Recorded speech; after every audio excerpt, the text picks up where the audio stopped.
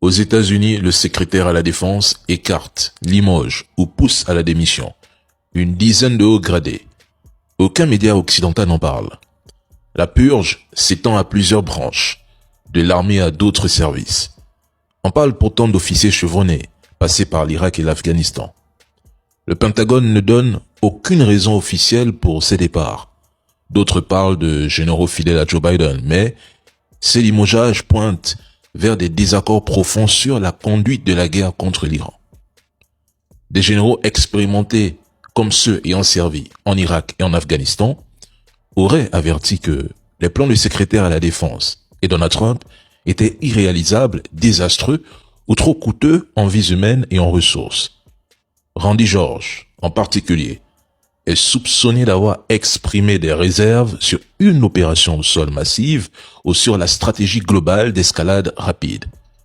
Certains médias américains évoquent explicitement que ces officiers disaient au secrétaire à la défense que ces plans de guerre contre l'Iran sont mortels pour l'Amérique.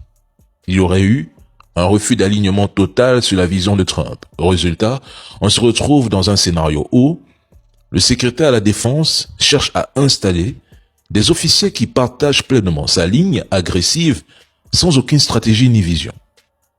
Mais toute cette histoire va retomber sur lui, parce que cette vague de départ provoque déjà des tensions internes.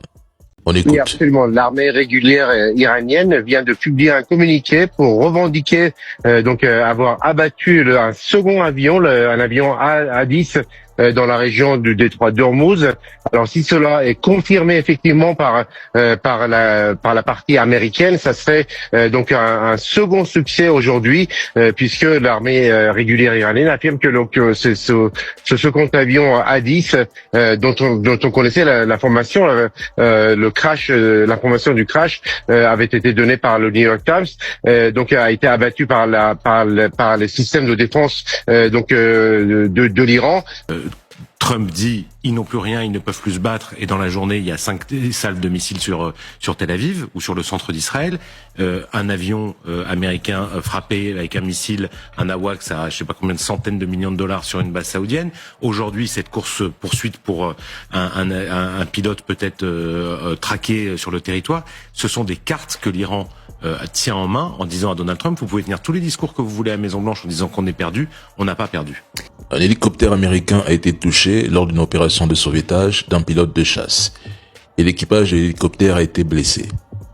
Un autre avion américain a été abattu lors d'une mission de recherche et de sauvetage. Le pilote s'est éjecté. Les marchés, les dirigeants européens, tout le monde dit désormais la même chose.